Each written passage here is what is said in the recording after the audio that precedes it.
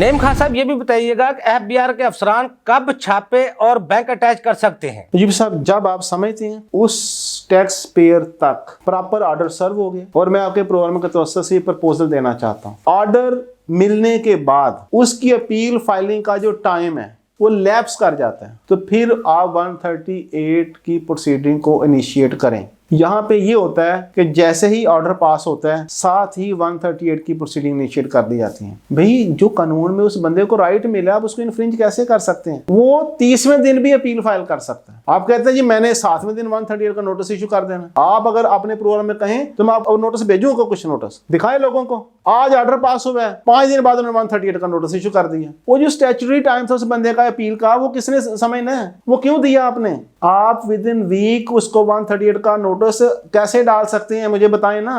Legislator ने तो कहा था कि 30 दिन अपील के हैं, तो 30 दिन इंतजार कर ले। नहीं अपील करता जाके तो उसको छीन ले जो कुछ उसके पास है। तो अयूब साहब मैं कहता हूं कि 138 का नोटिस जो स्टैट्यूटरी टाइम लिमिटेशन है उसको लैप्स करने के बाद होना चाहिए, और वो भी हालात वाकया देखने के बाद।